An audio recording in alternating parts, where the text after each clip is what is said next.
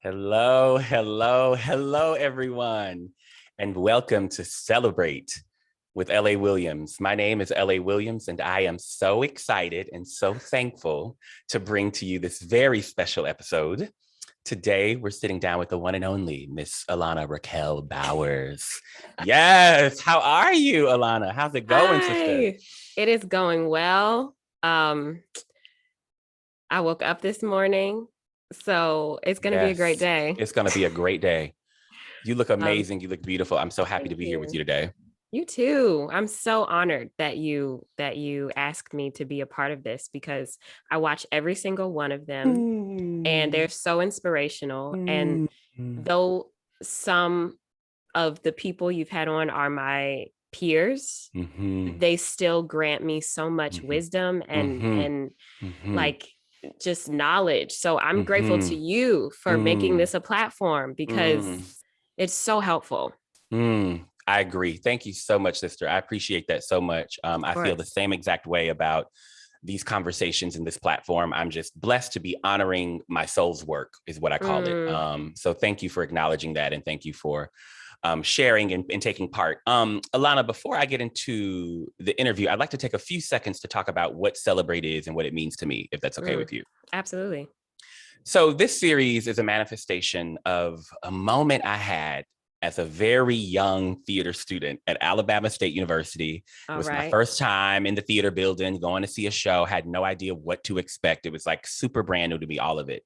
Mm, And I walked over to the building and I saw a play called Phaedra. It was a mm-hmm. production directed by John Racine. I'm sorry, written by John Racine, directed by Dr. Tommy Stewart.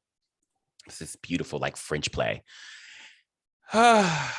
And my life, Alana, was given to me. You know, it Oh, was one of the, wow. it was that moment that we It was one of all, those. it was one of Yeah. those moments where you're like, God.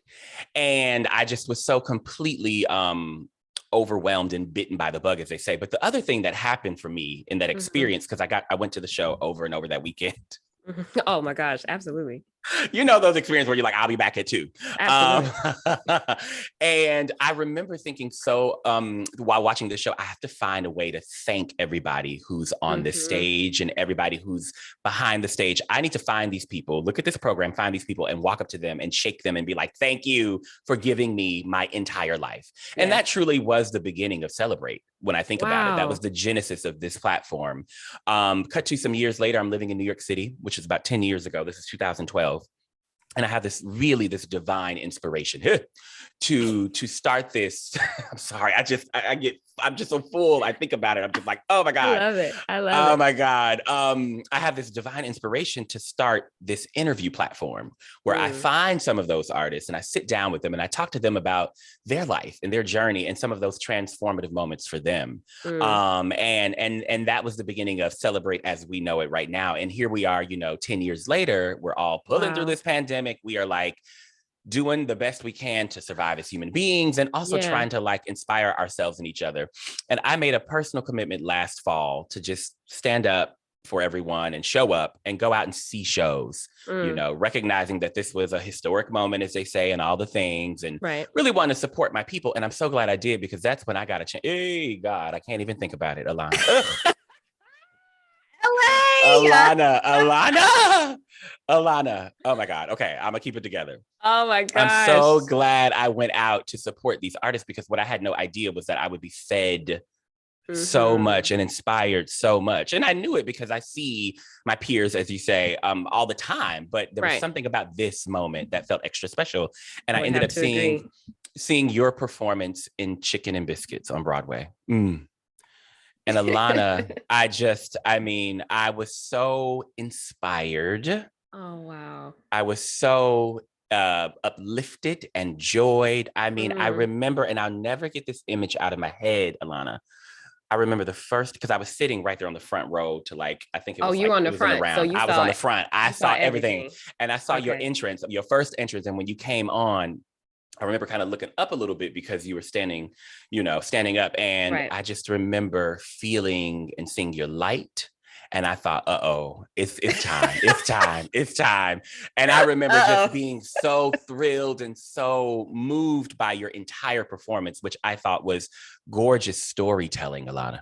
Thank you. It was gorgeous storytelling. It was nuanced. It was specific. It was graceful. It was beautiful. And I watched you float on that stage. It was as if you were floating. And I thought, I've got to find Alana after the show. And you may remember me like, I do remember. I've seen you after the show.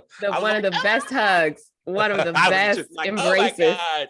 Yes. And it was really because I just needed to find you and say, thank you, Alana, for bringing so much beauty and light to that stage and to that production, which would not have been the same without you.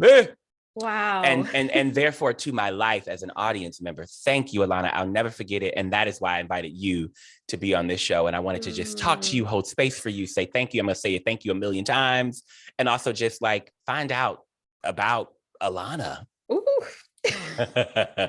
LA, you are those affirmations. You can't even, I can't even tell you. Thank you so much.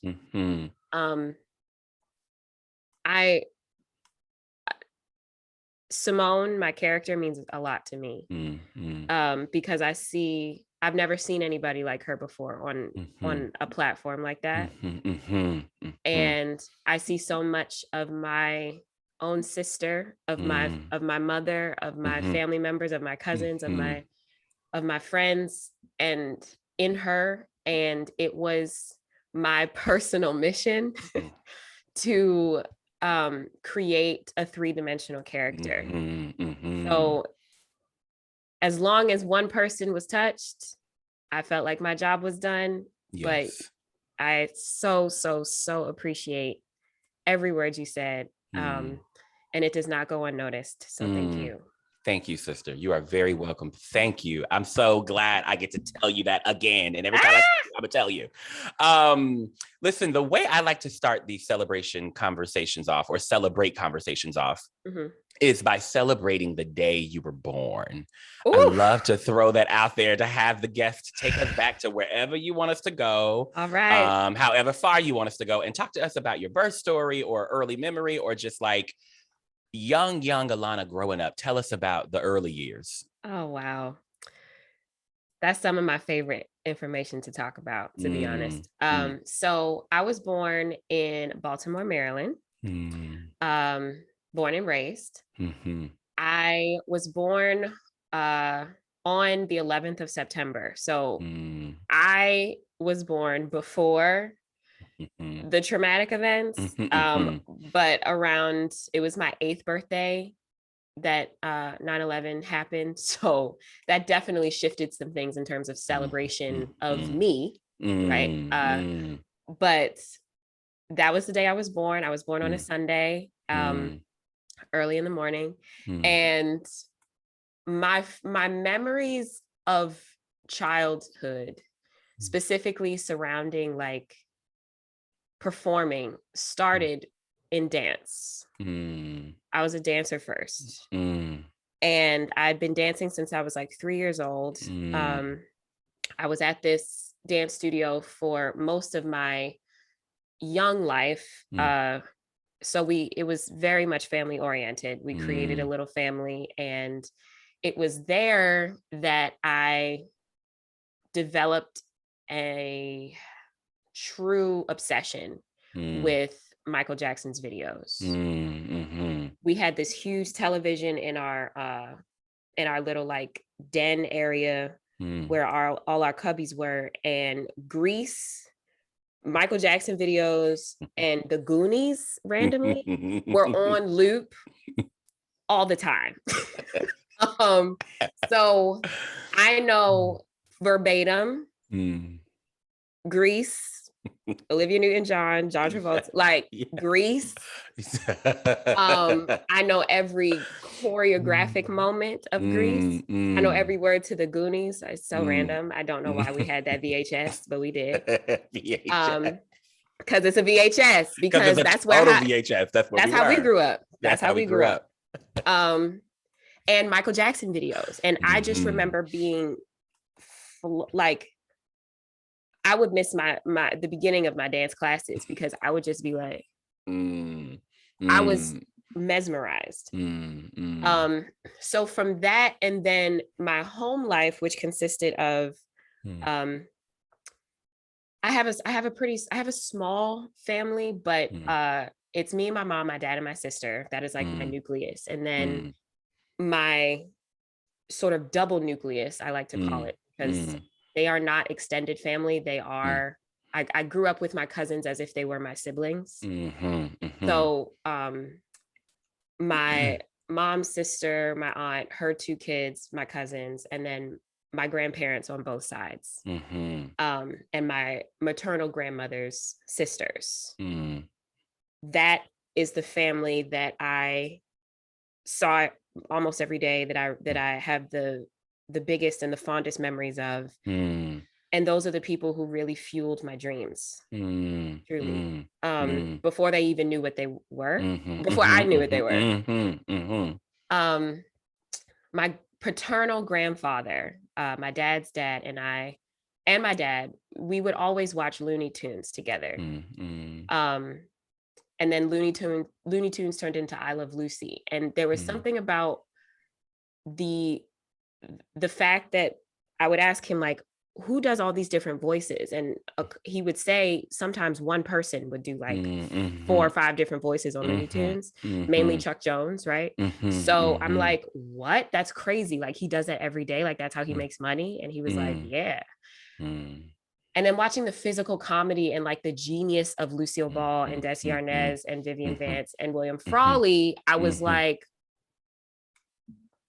what? This is possible?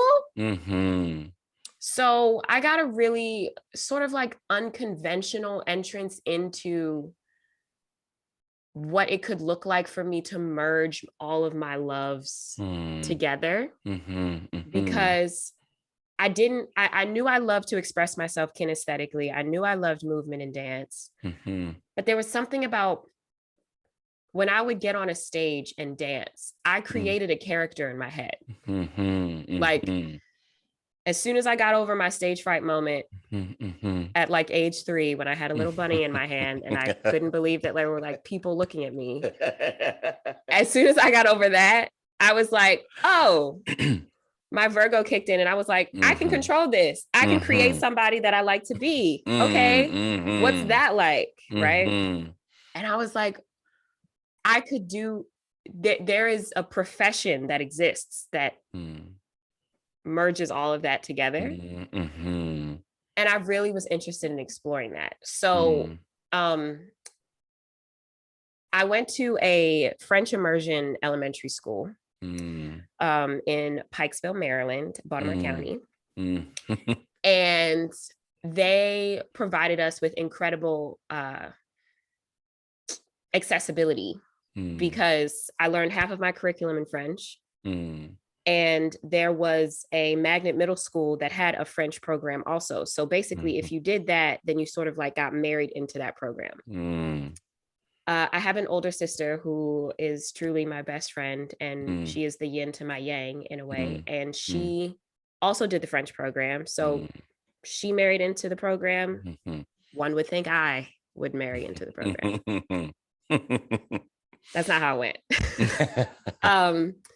I was really set on, I was dancing every day and getting that joy, but I was really set. They had a drama department. And I was like, Mom, Dad, I think I want to try out for the drama department. And it was pretty competitive. Like, that magnet school back then was really, Sudbrook was the place to be, right? And I had this guaranteed spot in the French program, but something was calling me to not go that route, because that's not what really gave me like the unadulterated joy that I didn't even know what it was at that point, because I hadn't done anything yet. Like, I hadn't been on a stage as a character before, aside from my dance performances. I didn't know what I was seeking, but I knew that it wasn't French. So long story short, they said yes. I auditioned for it. I got in, thankfully. And I was able to it was a pretty advanced program in that we had a magnet, an elective, and a component. So I still wanted to invite language and like nuance into my education. So I took Spanish, but I also took chorus. And then I was like, you can express yourself through song? What? It just opened up my toolbox in a way that I did not, I didn't think I had that tool.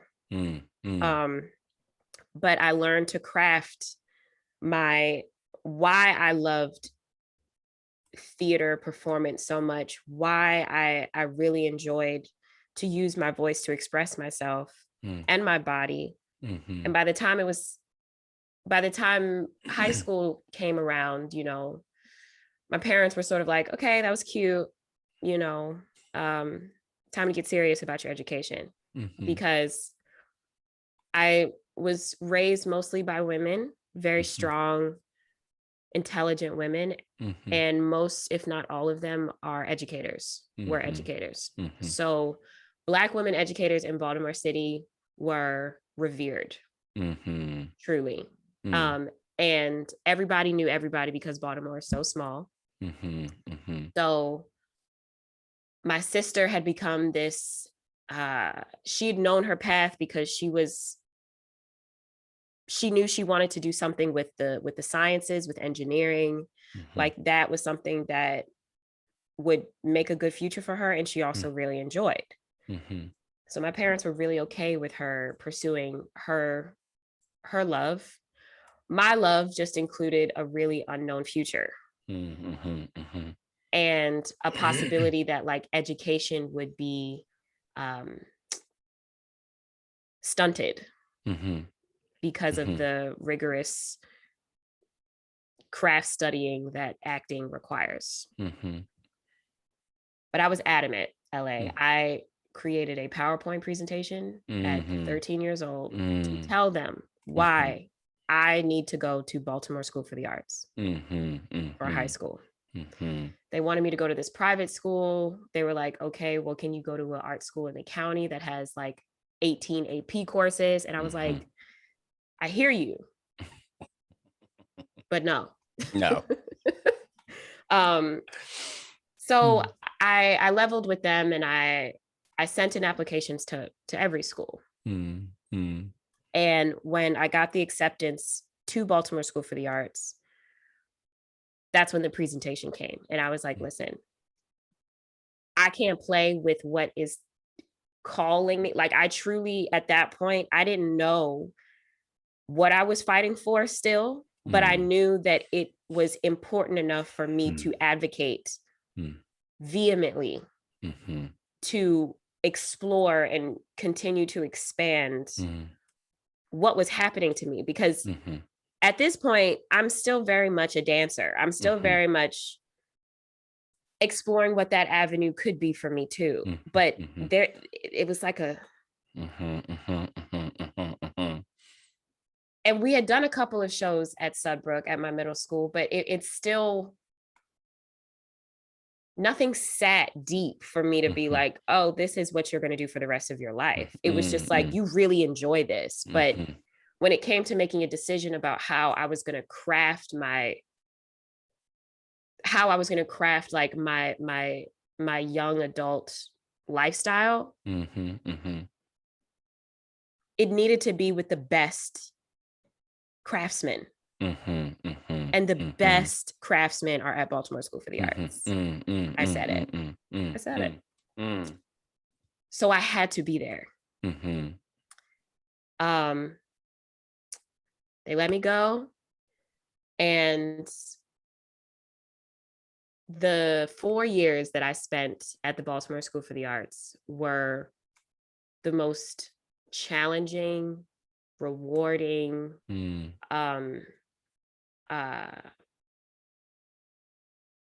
caterpillar turned into a cocoon, turned into a butterfly making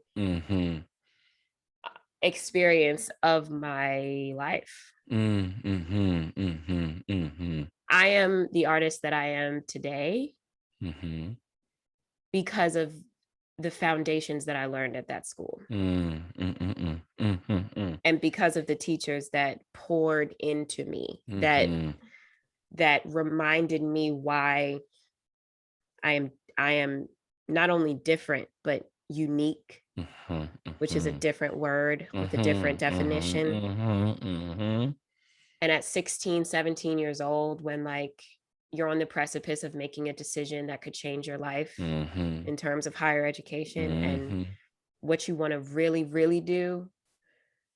I mean, so the list is endless about who had my back. And it wasn't just the theater department. It wasn't just the teachers there. It was my English teacher. It was the janitor. It was the Mr. Sunny, you know, it was the cafeteria women. It was my calc teacher. Like it was a village. Yes. Yeah. I had one of the best villages ever. And it is because of them I stand on their shoulders every single time I express my artistry, because I would not be the artist, the woman I am without their guidance. They were the ones who pushed me to think that I could even be at NYU. And, you know, Baltimore has its limits. It has its the way people see it, the way other people place connotations on what that city is. But, and it's not perfect by any means. But what Baltimore is going to give you is a community. What Baltimore is going to give you is nourishment and nurturing. And I found that to be crucial for me when I was transitioning to figuring out where I wanted to go to school. My dance family I switched dance schools right before I went to high school, and I went to an all-Black dance school. And the teachers there, again, just became mentors, became pillars, like these strongholds. When I was having second thoughts about dance, a thing that I depended on my entire life at that point, I was confused, and they were there to hold me and to not judge me. And because Baltimore has some dancers, you hear me? Baltimore has some dancers. And I was getting the best training I could. But for some reason, I felt both safer and more danger on stage, acting. And that fine line between surrender and refuge was a feeling that I got addicted to. Yeah. And I'm really grateful for my dance family, my Baltimore Dance Tech family, for embracing that transition for me, because everybody was going to everybody else's dance performances, but it was like, I have a theater show that y'all could go to. You know, like, I hope that's still, and acceptance was huge back then, right? Like, when you're a teenager, you just, I mean, I think the core human desire in general is just to be loved. That's right. But I think at that time, it was really important to me that my peers understood me, and all of them were just so welcoming and my Miss Yvonne and Miss Stephanie, who are the showrunners of that dance school, truly, they recognized my strength in dance, but they also affirmed my calling in theater. Hey, God. So they too are definitely shoulders that I stand on, for sure. So I get to NYU unbeknownst to my guidance counselor at school, because according to her, they didn't accept people like me. So, you know, there was some adversity, both external and internal, right? Because NYU at the time was the most expensive school. It was the best undergraduate conservatory at the time. So, but I did it. I got in, and I was very excited to come to New York City. I've been accepted on a scholarship that helped pay for the majority of my tuition, because again, my parents were like, we are on your journey, but are you sure? Right? Are you positive? Because you could go to Howard because you got a free ride. You could go to, you know, a liberal arts college and get a full college experience.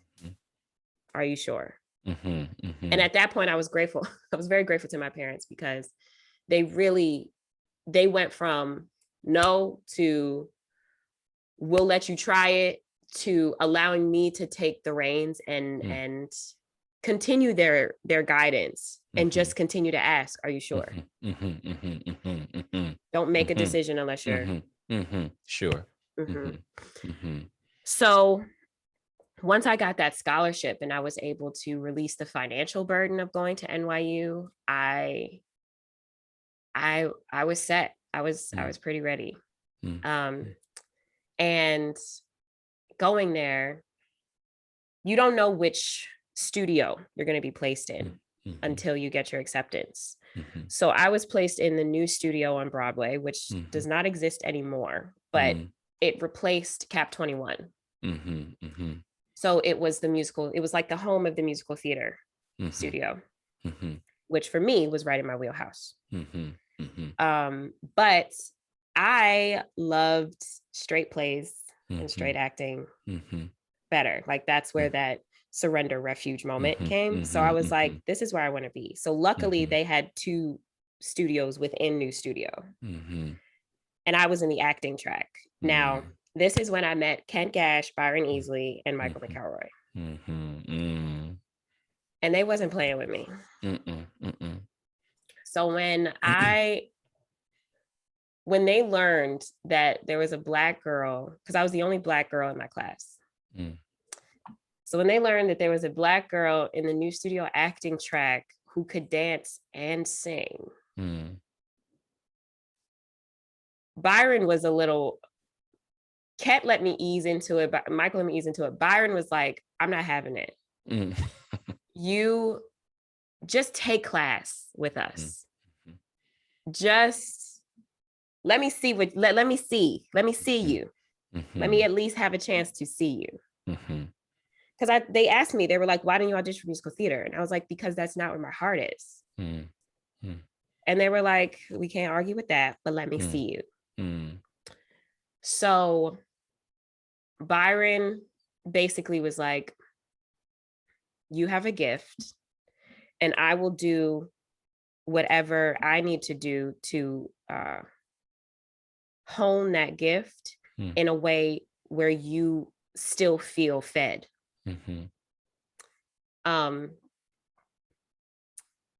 Which I was so grateful for, because they didn't push me. They didn't force me in any direction or the other. It was when you're ready, we are here. So I ended up doing my training for 2 years in the New Studio acting department. And then I decided to do musical theater for a semester and got incredible training from incredible Black teachers.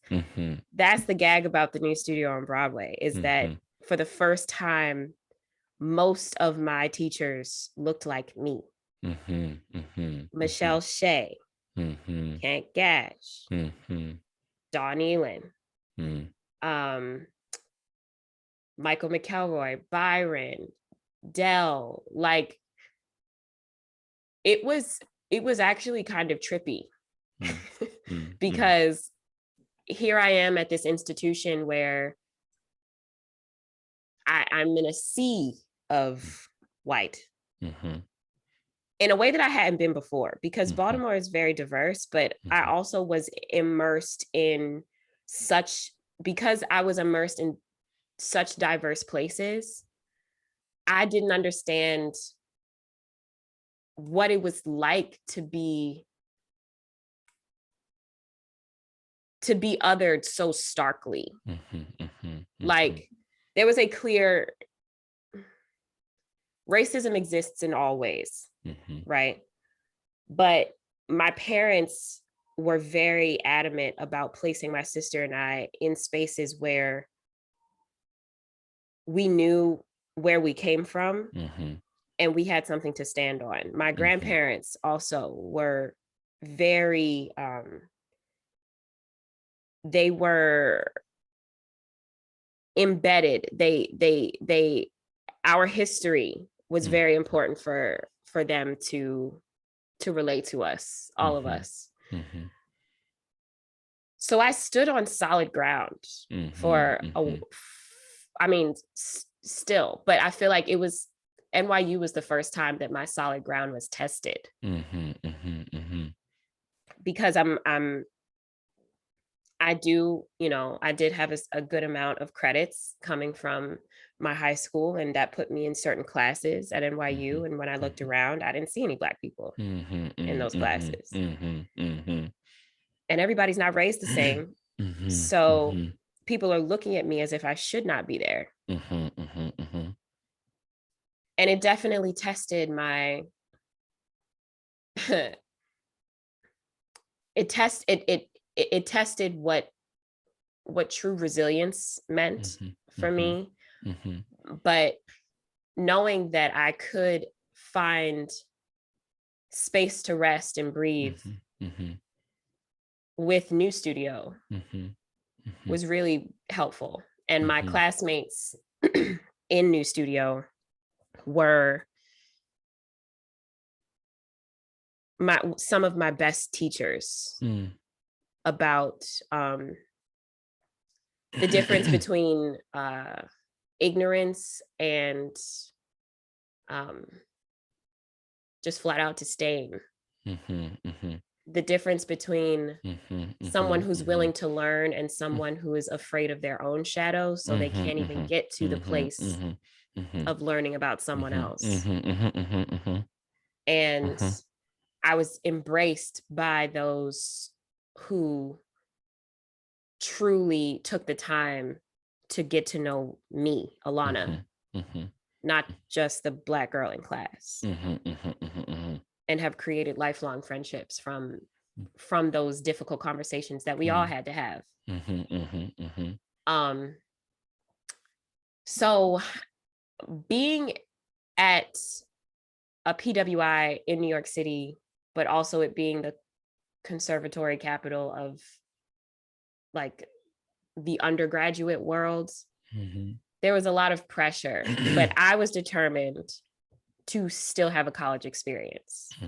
So I was a part of, I was a part of some social clubs that influenced Black people on campus. And the best thing that I did for myself was study abroad. So I was able to get a glimpse, because I'm also an intellectual, LA. Like, I love learning.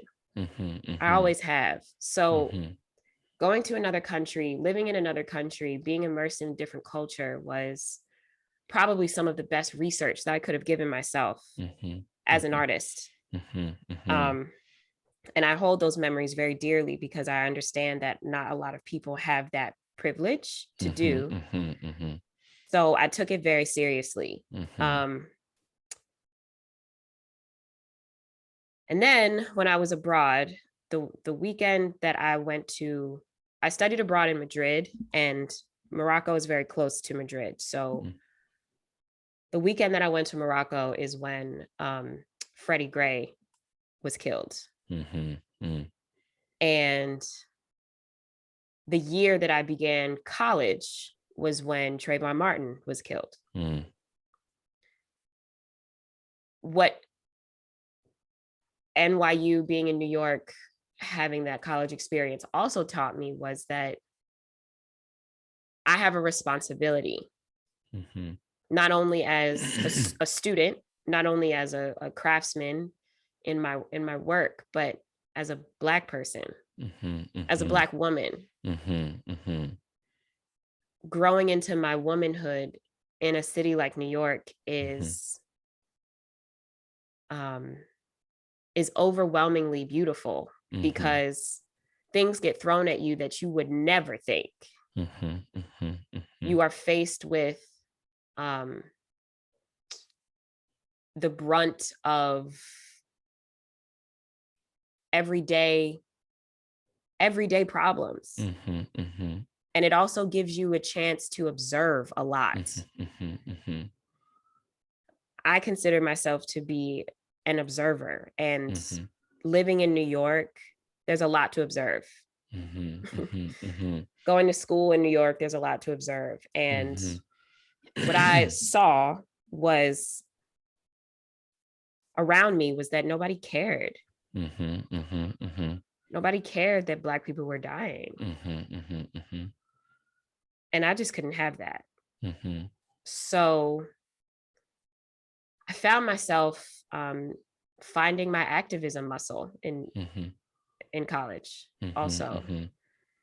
And I protested my I'll never forget this moment, but I had a final at Pearl Studios junior year, but it was the same day as the Million Man's March. And I knew what time my final was, but I wasn't concerned about making it. And I knew what that meant for my grade. I knew what it meant for my overall, GPA. I knew. But I said, I'd get there when I'd get there. And I remember I walked in and I had this hat on, and it was in the winter, I had this coat on, and I had I had like a Black Lives Matter sort of like flag pinned to my jacket.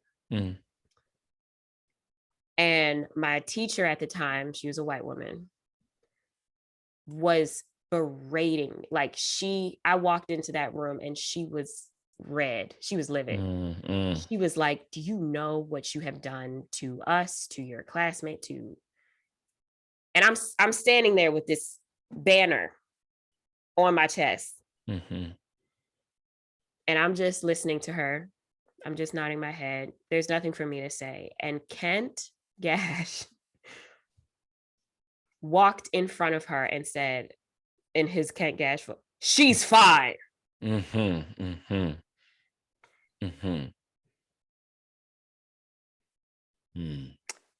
And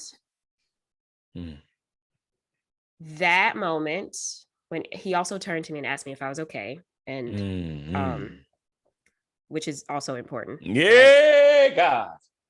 Because this moment is about you. So, yeah.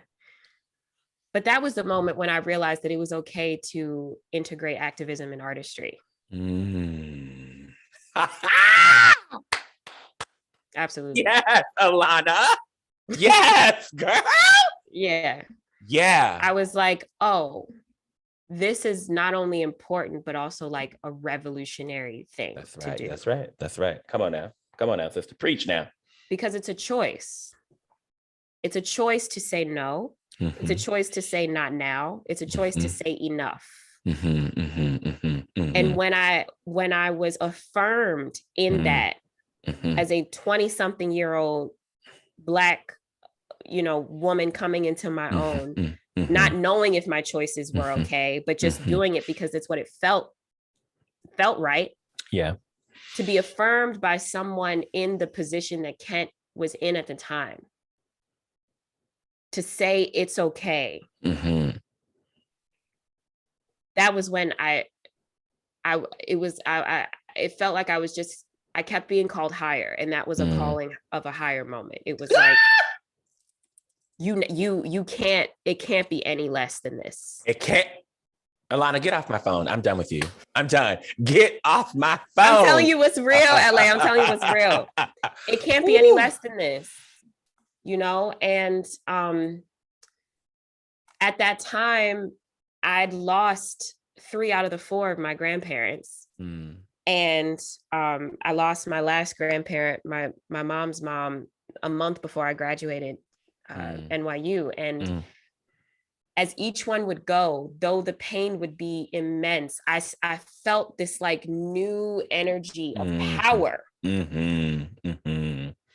And I always tell my sister and my cousin siblings, I'm like, y'all are so, I get so envious of y'all sometimes because I'm the youngest in that conglomerate, and my oldest cousin is 10 years older than me. So my grandparents were able to come to his wedding, they were able to see my other cousin graduate from all of the colleges that she went to, and I felt like they were able to have conversations with them that I just could not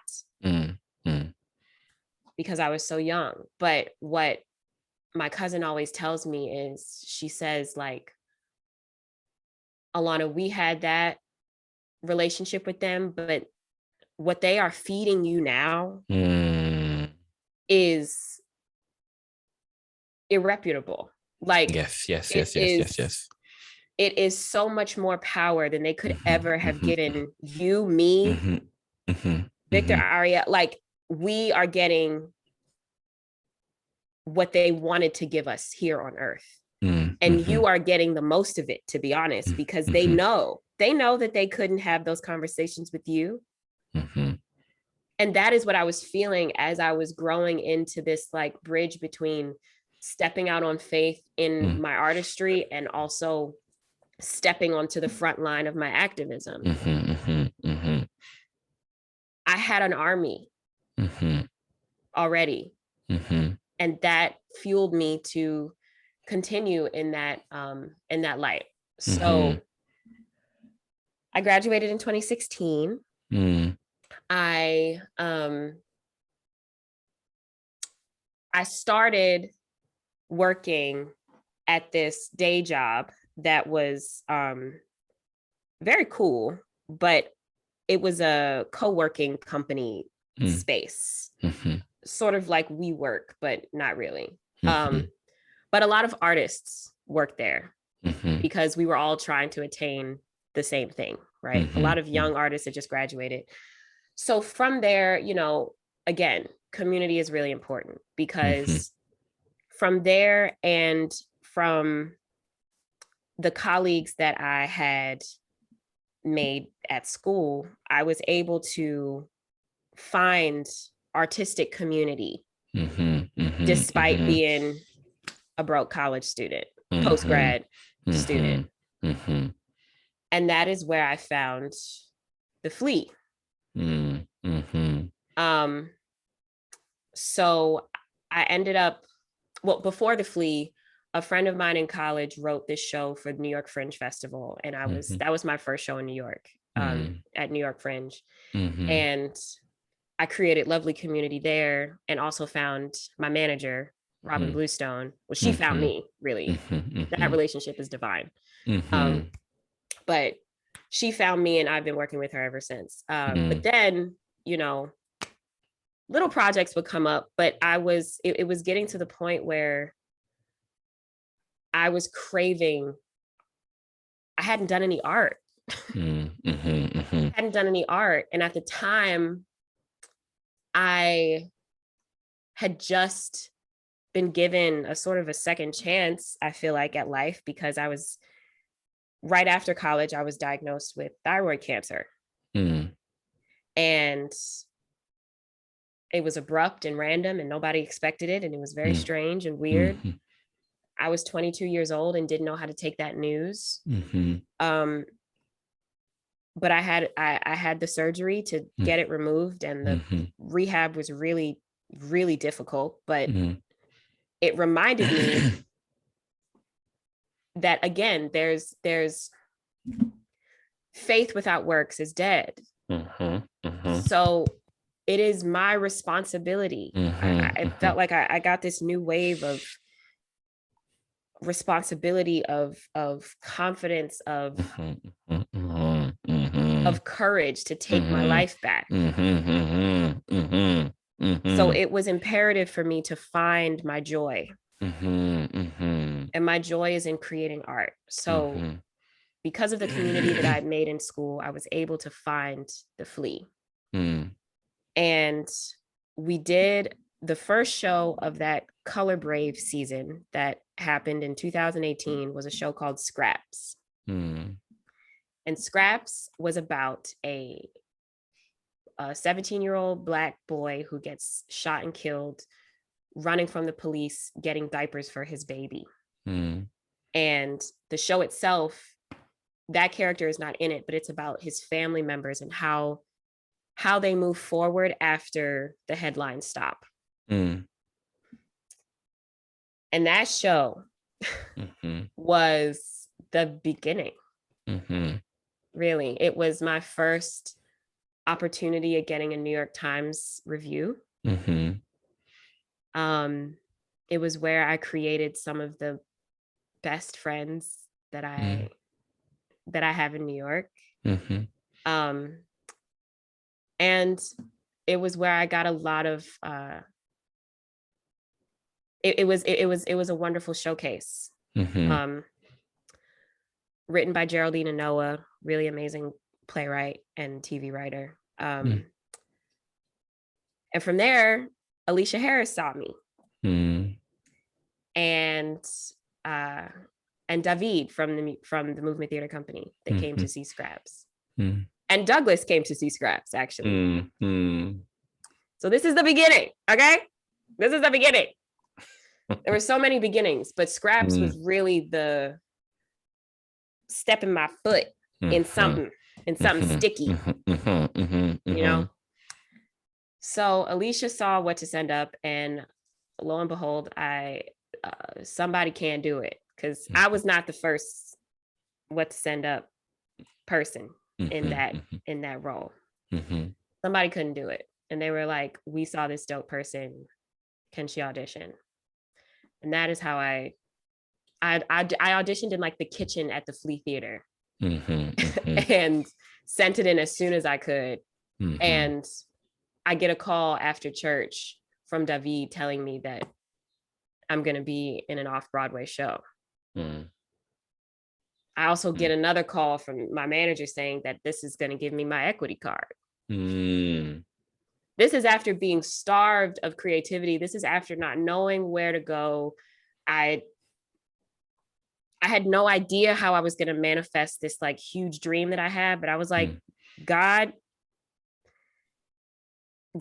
put this stamp on me after my surgery, after my diagnosis, after the clearance of what could have been a very tragic thing. So it was my responsibility, my doing, to make the faith and the works work. And that's what seemed to be happening. So What to Send Up When It Goes Down is and will probably be the most important show that I will ever do in my career. Not only because of the content, which in itself is ridiculously like crucial and necessary and important. But because it was what the first performances of What to Send Up When It Goes Down were so grassroots. And it was truly a masterclass in watching Whitney White and Alicia Harris, who are two bold, beautiful, creative, intelligent, multi-talented women, Black women, young Black women. It was the first time that I saw true, like, Olympic level collaboration. Because Whitney is this external monster. And Alicia is this internal genius. And when their heads would butt, it wasn't ego. It wasn't competition. They found this beautiful, graceful, incredible way of melding ideas. I learned how to kill darlings in that process. I learned how to not take myself so seriously in that process. I learned how to say my own name and stand in the glory of who Alana Raquel Bowers is. That process helped me define myself and how I really want to show up in this world, in this industry, to myself, to my loved ones. How do you show up? Because it was a testing time, right? Like no one knew about What to Send Up When It Goes Down. And it was difficult to get it on its feet. But when it was on its feet, baby, we flew. We flew because we had the ancestors in the margins rooting for us. And because we were working from solid ground, we had built this thing with every level of integrity, every level of confirmation from the ones that we've lost.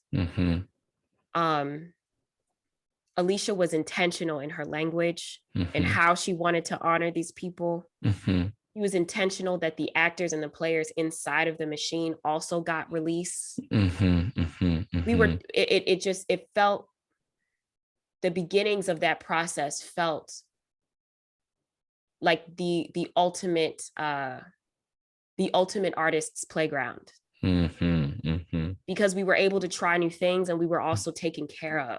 And that's just a rarity. And for that to have been my first experience in the world that we live in our industry, it was like, I couldn't have asked for a better beginning. I could not have asked for better teammates, both cast and crew. We had giants on that project. And that, I think, is why it had the wings that it did. So I also, from there, I felt really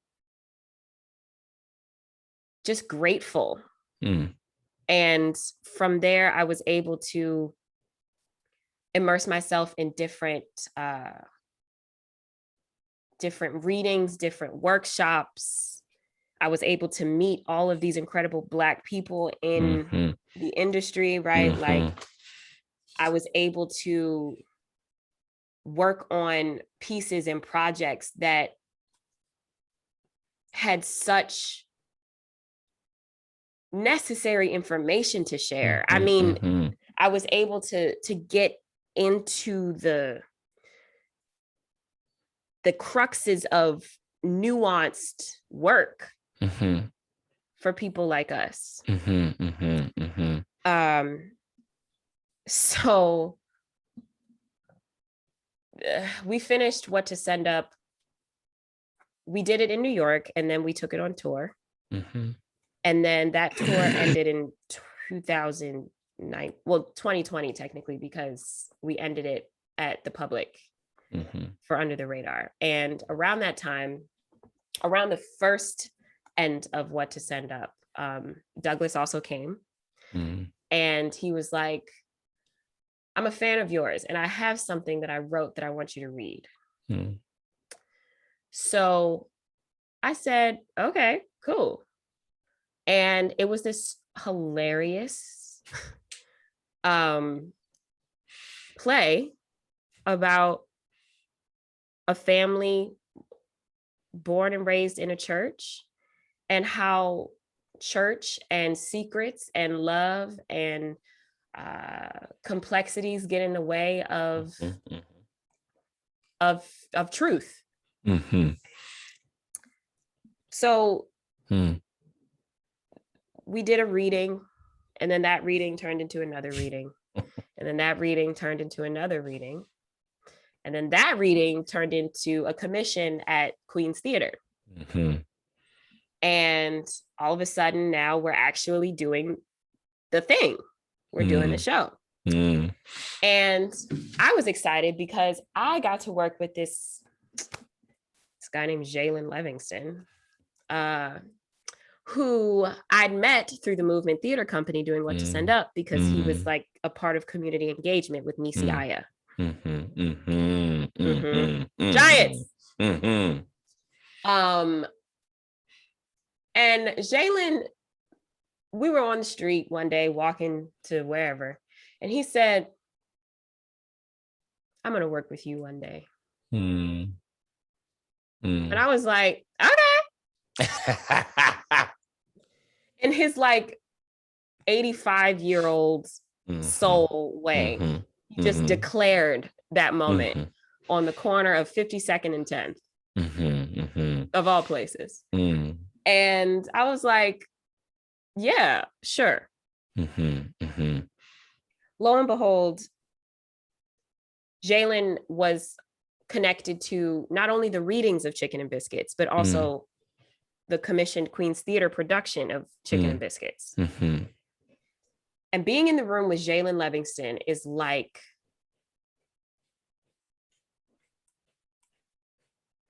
the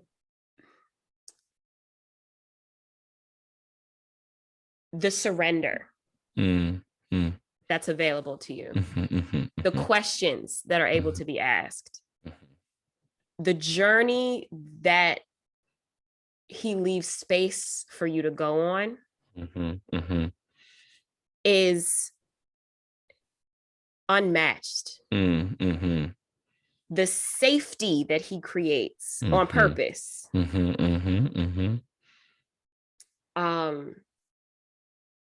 was shown to me in the readings. So I could not wait for Jalen to spread his wings, because he was just beginning, as I was, and we would have conversations about that because we are the same age. So riding this wave with him has been one of the best journeys and the most rewarding journeys of my life, because he understands. And he's also so wise beyond his years. And at the same time shares similar fears and questions, you know. So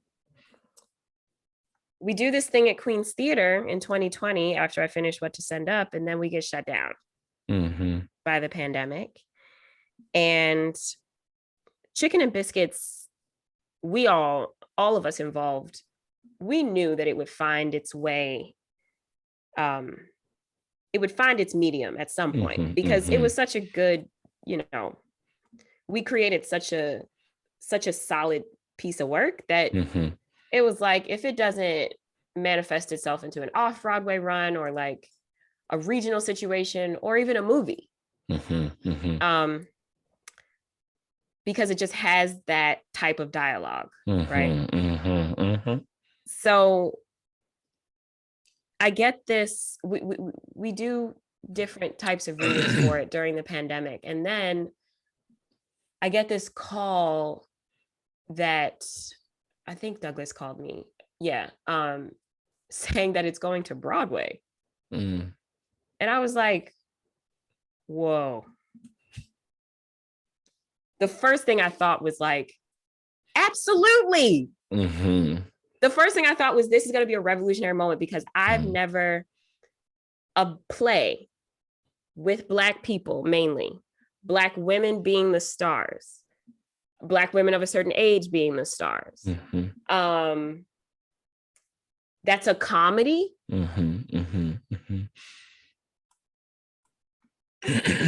I've never seen that before. Where the principal actors would be Black and they wouldn't be like trudging through the mud of slavery to get to the promised land.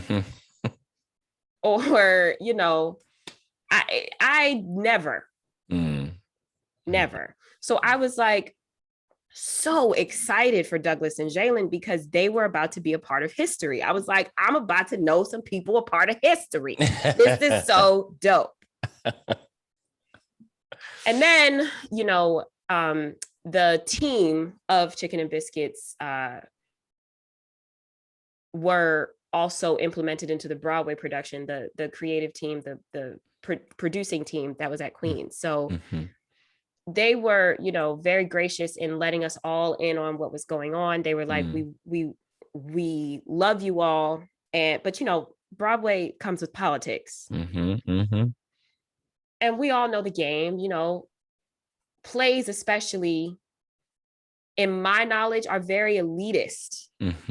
So in order to get people to come, especially a new play, you need names. You need people who can bring in, you know, the jazz. So I was very ready to kill the darling and to say that I did what I needed to do with Simone. And I am so excited for what the new chapter was going to be. Because I was going to be huge. It was going to be huge. So we get this email from the producing team saying, you know, y'all are definitely being considered, but of course we can't promise anything. Totally fine. At that point, I put a pin in it. Not 48 hours later, I get a call from my manager saying, they sent you a direct offer. I said, who? She was like, you got a direct offer for Chicken and Biscuits. I said, where? And I had a moment of, are you sure? Me? How? Like just question upon question upon question upon question. And I was overcome with joy, with excitement, with overwhelming. I was overwhelmed because I still, even though I had these incredible foundations and these rocks and these pillars in my life and incredible mentors, right, and guides, still there was something about that moment where I was like, are you sure it's me? And I feel like it's because I was told about stories about what it took to become a principal Broadway actor. I was sure that I needed some other ticks under my name. Ensemble, whatever, person to the right, the tree, whatever. At that point, I had only done one off-Broadway show. And then Chicken and Biscuits, you know, at Queens.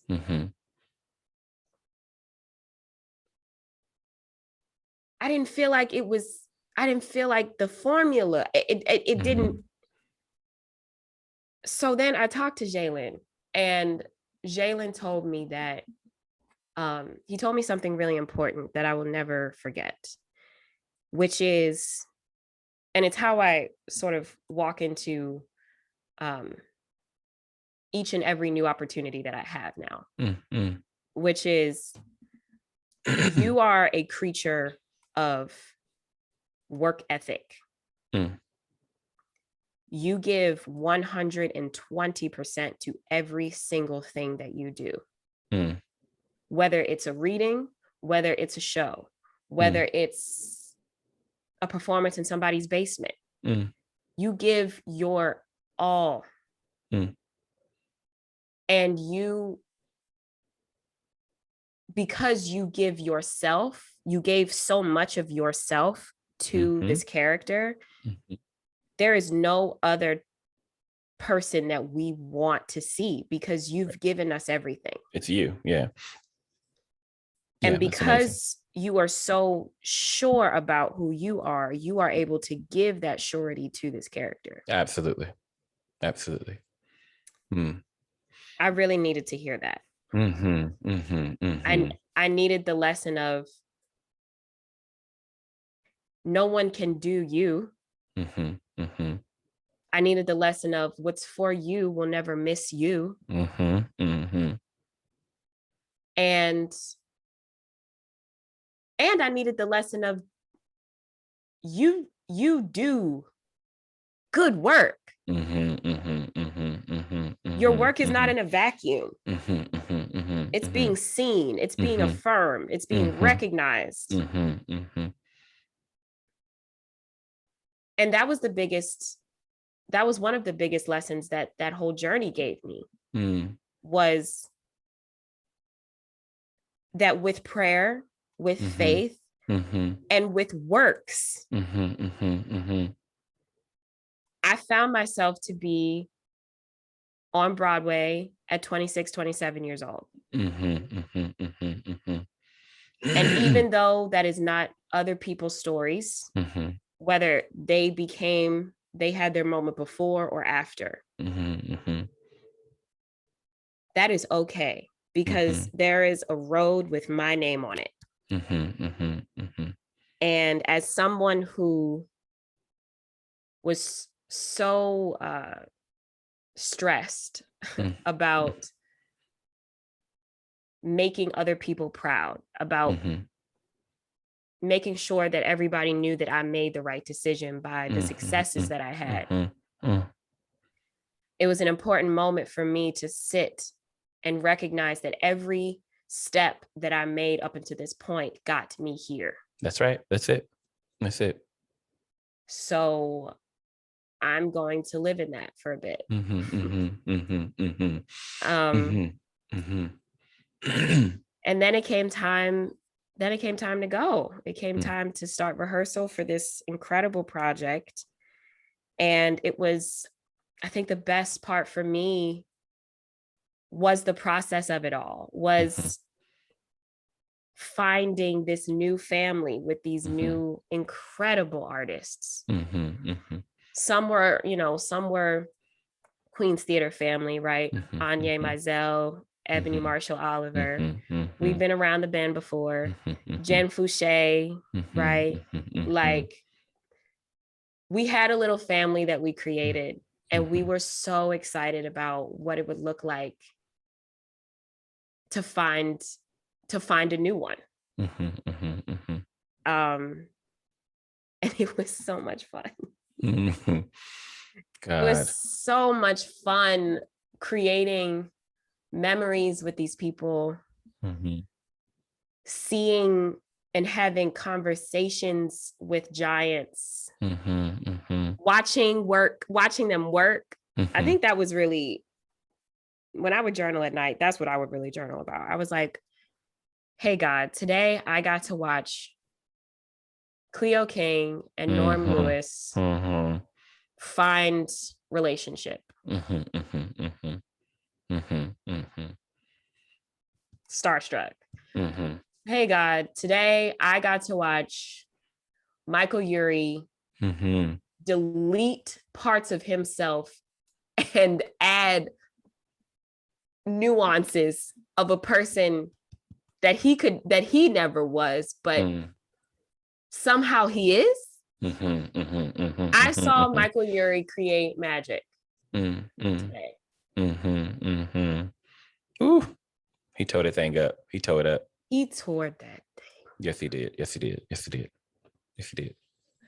Hey, God, I saw Natasha Yvette Williams make 2 lines heavy.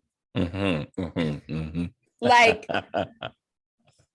I saw my friend, my sister, who's a grown woman, have the revere and the respect and learn the nuances of what it would mean to be a 15-year-old kid. That's right. Yes, God. Yes, God. That woman.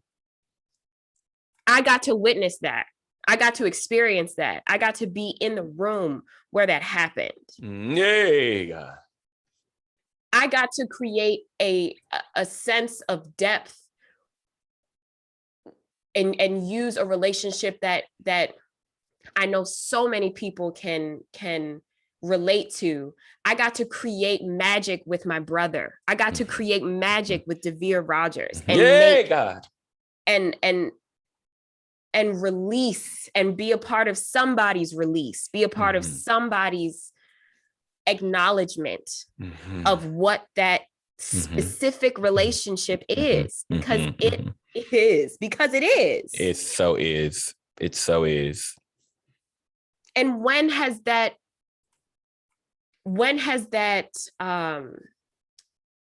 conversation, when has that match been seen? When have we been able to wrestle with these things and watch the match? Right. When have we been able to see the different points and to recognize that each person on this stage has stakes?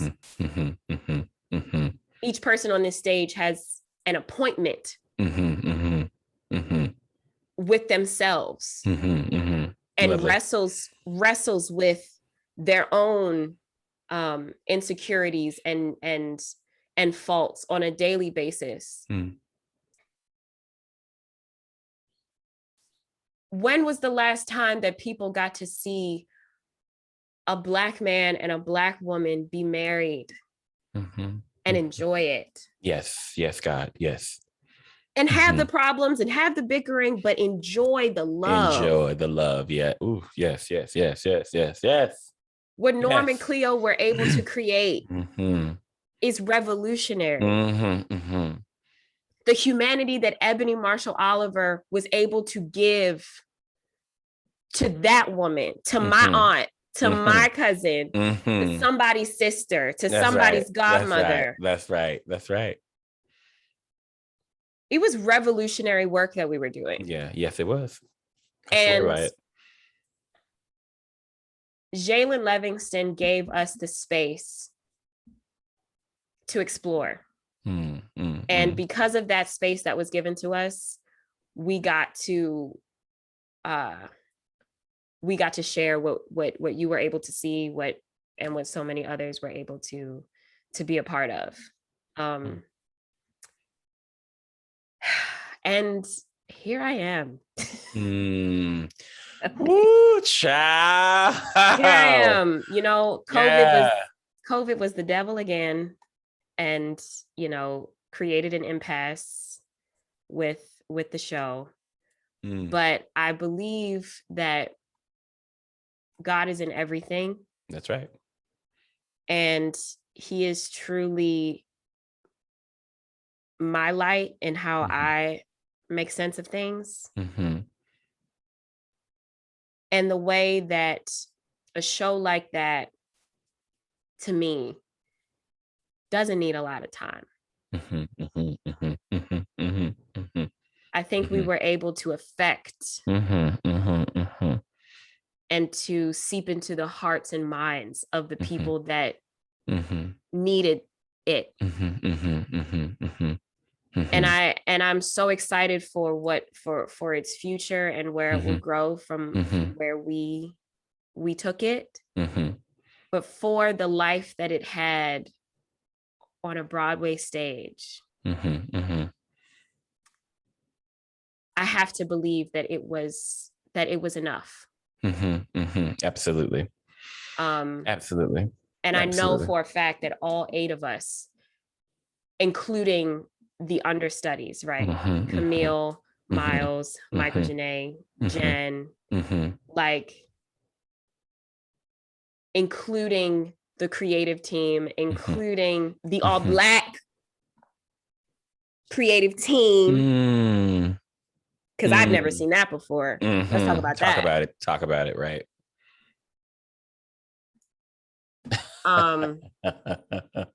We all put our all in every single show, every single performance. We were, Dean Akery. I mean, we were each other's cheerleaders. If it wasn't the principals off stage giving love to the people on, it was our incredible understudies being anchors for us in the audience, right? Because we are doing something revolutionary. That's and right. Not everybody who comes to a Broadway show, a Broadway play specifically, is ready to see a story like this. That's right. So yeah, we were faced with some adversity sometimes. And like, sometimes we'd have to do the show for us. It's a lesson that I learned from Whitney White, doing What to Send Up When It Goes Down. Sometimes you need to do the show for each other. Hey, God, listen.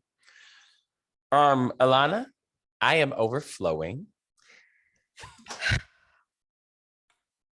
That is a word on top of a word on top of a word. Sometimes you need to do the show. Sometimes you got to do it for yourself, for each other. I love that. That's brilliant. Listen, Alana.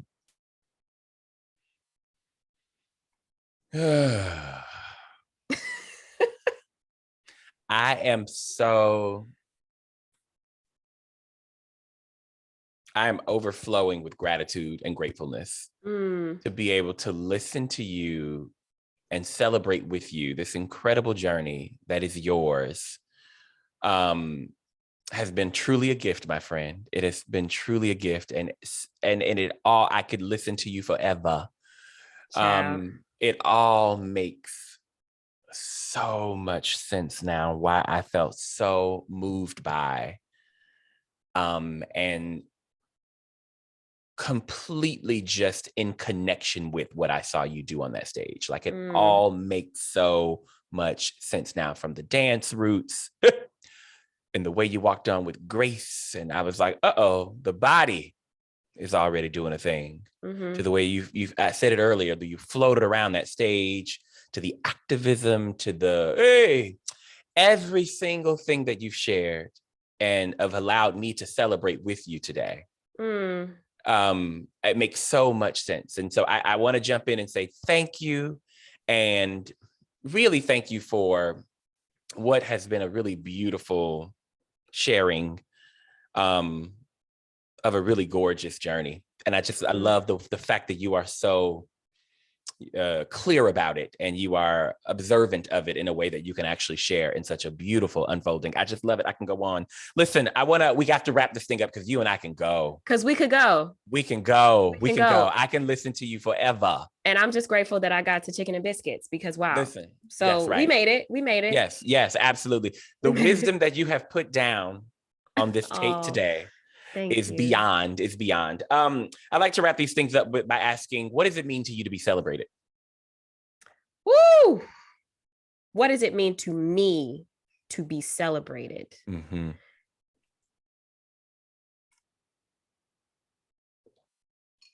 The biggest form of celebration that I can think of is when I get to witness or be a part of someone else's breakthrough. If something I did or something I said was the catalyst or the impetus to someone else's freedom in whatever, in finding themselves, in finding their art, in finding their voice, affirmation in me having a positive impact in someone else's life. You know, I was always taught to give. I was always taught that, you know, from whom much is given, much is required. I was always taught that if you give, all you can expect is that person will continue the trend. The giving. I like that. That's beautiful.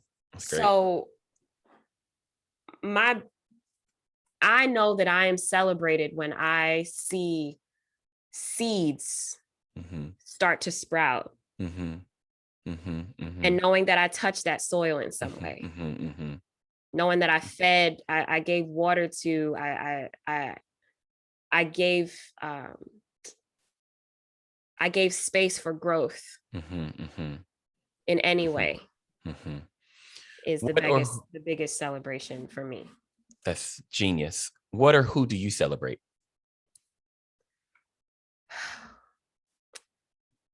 I celebrate my life. I celebrate my health. My ability to move my body every day.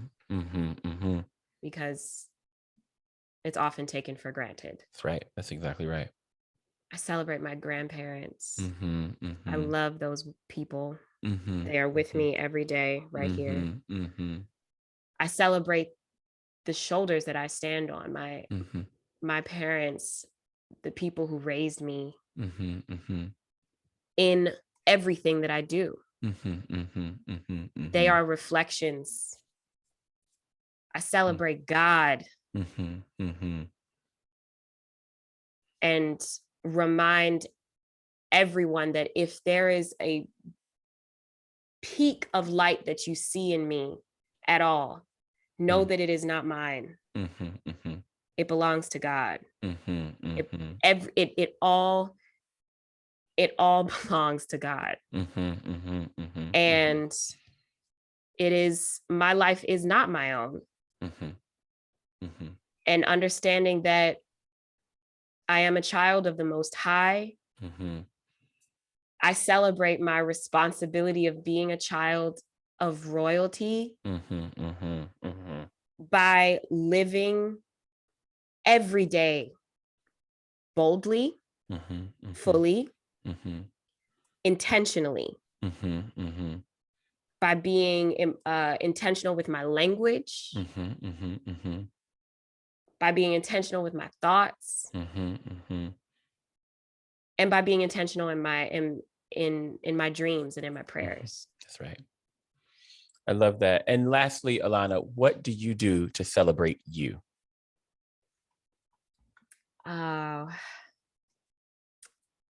What do I do to celebrate me? I surround myself with people who give me joy. I do yoga. That's a huge celebration of self for me. That's big. Because yoga encompasses so much of stretch and also breath. There's an accomplishment in a yoga practice, but there's also space to rest. And I honor myself fully in where I'm at anytime I come to the mat. Anytime I have a chance to be honest with myself and where I am in my body and to work from there. I honor myself by eating good, by supplying my body with things that make me feel amazing. Yeah. That's big for me. Yes. That's big for me. Yeah. I'm a sweet tooth and I'm not afraid to show it. And when I do something that I feel like deserves celebration, I think anybody who knows me will know this. There must be something sweet to remind me that life is sweet. So good. Alana, listen, thank you for that. Thank you for this. Of course. Life is sweet. Life is sweet. This conversation has been a reminder that life is sweet, that you are sweet, that we are sweet, that everything is sweet. Thank you for all of this. This has been a treat. Really, I'm so thankful for this moment. I'm thankful for your performance. I'm thankful for your existence. And I think I speak for our entire community when we say, we love you, we hold you, we're proud of you, congratulations. And I'm just so glad that you exist. Really, I am. Thank you for doing this, Alana. Thank you. Thank you. Thank you. Thank you so much. I feel lifted. I feel encouraged. I feel supported. I love us. I love us so much. And I'm so grateful that I was appointed at this time to be in this space with the people we call our community, you know? Yeah. I feel the same exact way. I love you, Alana Raquel Bowers. Love you. Thank you for this. I'll see you soon. Yes, absolutely. Thank you, my sister. Thank you. Bye. Take care. Bye.